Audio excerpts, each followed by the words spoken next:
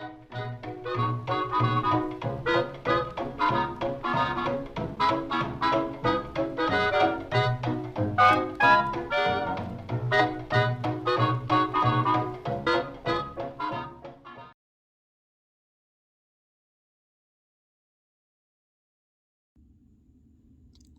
all, it's Vintage Vinny, and welcome to another antique store haul.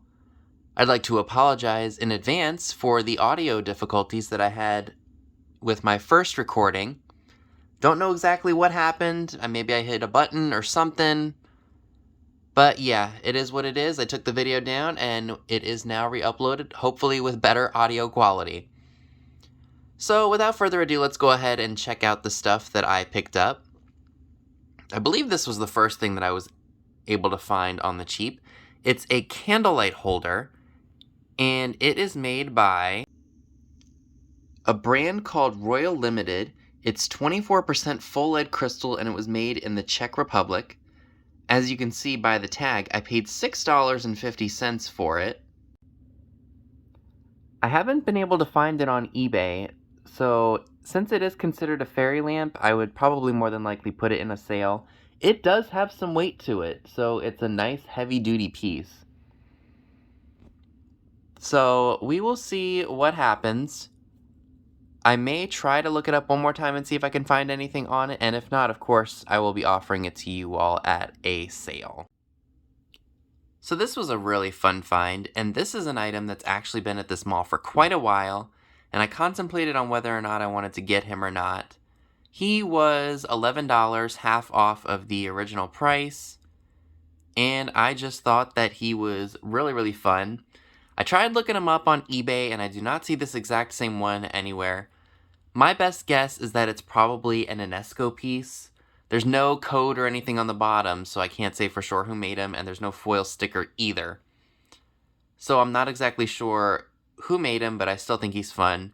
And he's giving the side eye, and we all know who gives that a lot. This was another really fun piece. It's what I believe to be a Fenton Cranberry Opalescent basket. Paid $15 for it. The handle is applied, as you can see. And I really like the ribbed texture of the handle. I think that that's really nice. Again, it was $15. I saw that on the shelf and I thought to myself, you know what, that's really nice. Somebody who likes shabby chic would definitely enjoy this. The only problem is I'm not sure if I should list it or if I should do an offer up at a live sale, because I don't know if it's Fenton, so to say it's Fenton and then sell it, find out it's not, and that I sold someone a fake would make me feel absolutely terrible.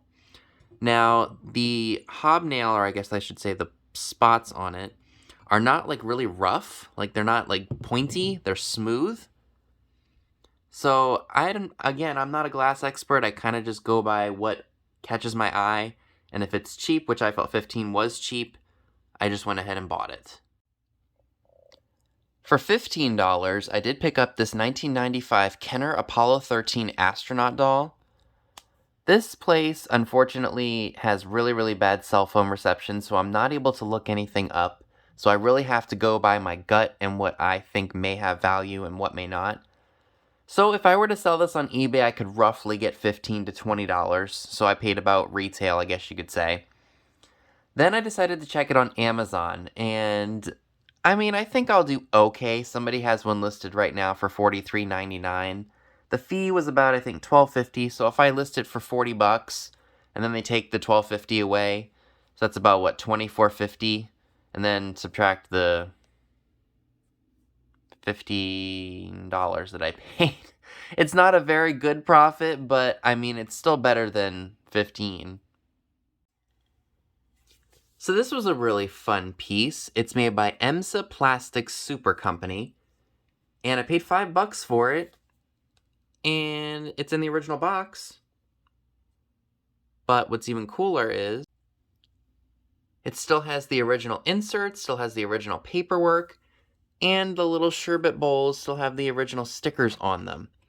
So I thought that that was a really neat find, and to pay only $5, I felt that that was really worth a shot.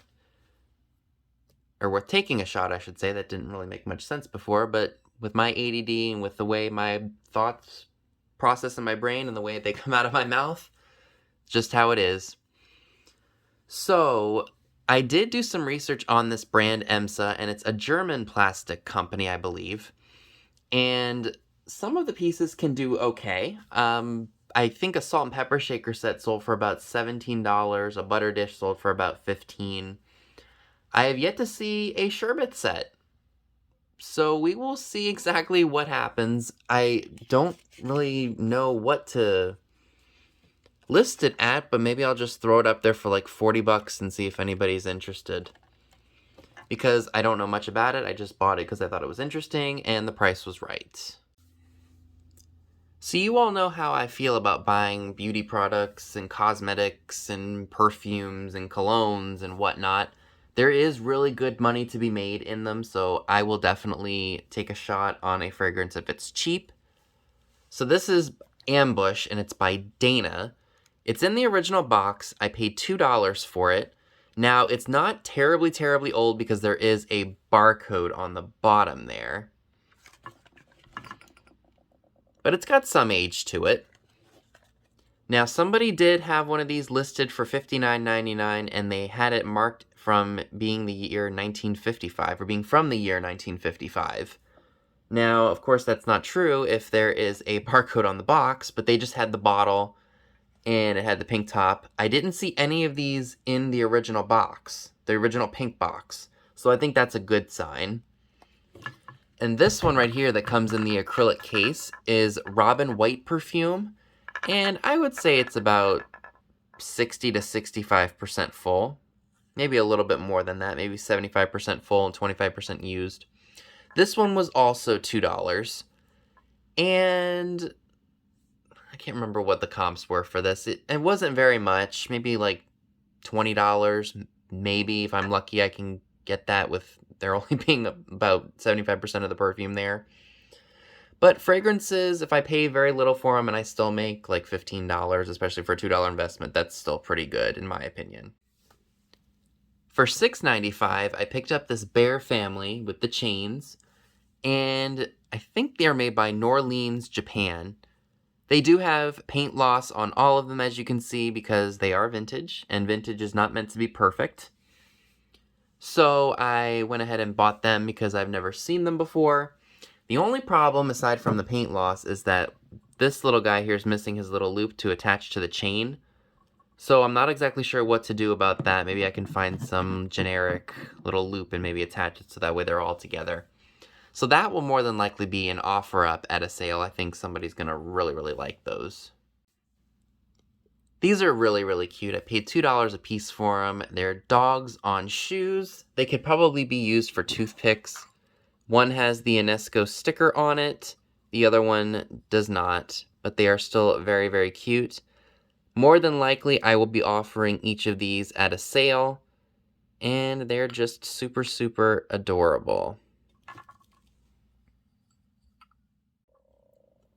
For only $3, I picked up a vintage glass doorknob. My dad, a while back when we were living at my grandmother's house, actually made my mom a coat rack hanger, or coat rack, out of all the old hardware. It's really cool looking. If I happen to find it while sifting through our garage, if I need something in there, I will snap a picture of it so you guys can see it, because he did a really good job. Basically what he did is he went to any like home improvement store, like Home Depot or Lowe's or whatever. Then he took some dark wood stain and he stained it, and then he took a bunch of the glass doorknobs, took some screws, and, you know, did his thing. He made it look really good. I'll have to show you all a picture sometime, or maybe just share it in a video, because it's a really cool piece.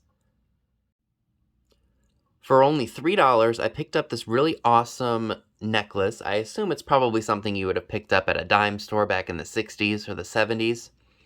And this one is an owl.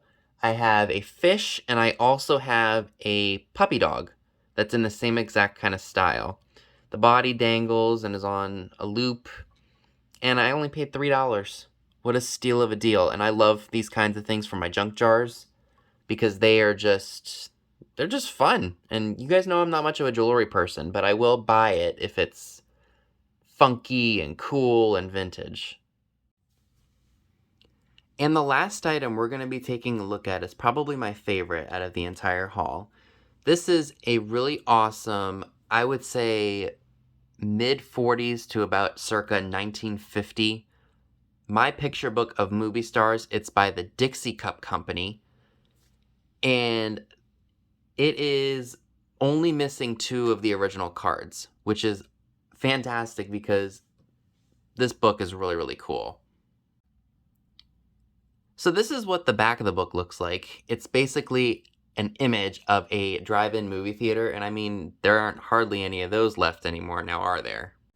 So the only stars that I'm missing out of this book are Jean Peters and Elizabeth Taylor, I believe. Everybody else is present and accounted for. So what you had to do back in the day is you had to save all of your lids from, I guess, Dixie Cup ice creams, and then you were able to build up your picture book, I guess, if you sent in enough of those lids. So then you built up your collection. And it's really, really cool. So what we'll do is I will go ahead real quickly and we will check out the different stars that are in this book. We have Rex Allen, June Allison, Ann Baxter, Johnny Mac Brown, Sid Charisse, Bing Crosby, Dan Daly, Yvonne De Carlo, John Derrick, Paul Douglas, Dale Evans, Monty Hale, Tim Holt, Betty Hutton, Van Johnson, Alan Ladd, Alan aka Rocky Lane along with his stallion, Blackjack, Roy Rogers and Trigger, Gilbert Rowland, Charles Sterrett, Forrest Tucker, Whip Wilson and Andy Clyde, and last but not least, Mr. Keenan Wynn. What's really neat about these cards is that you get to see right by their name the studio that they worked for. Let me go ahead and refocus that. There we go. Universal International for Yvonne De Carlo. Or I should say Yvonne De Carlo, sorry. And if you flip the card up, there's like a little mini bio about the star. So for Yvonne, you know, people thought that she was born south of the border, but she was born north in Vancouver to a French and English family. So that's really, really cool. Let me get a close-up of some of the photos they've featured in here. Again, this is just such a fascinating book. I'm absolutely in love with it. And comps for these can do pretty well depending on if you have a complete set or not. And even though I'm missing a couple of them, that's still pretty darn good considering how many there are. So that's all I have for you today. Be sure and give this video a big thumbs up, leave a comment below, subscribe if you haven't already. Be sure and click the bell next to the subscribe button if you'd like to get notified when new videos are uploaded. Be sure and check me out on Instagram, the link to it is down below as well, where you will see pictures of items to come in future haul videos. Thanks so much for watching, and I'll see you all soon. Bye guys!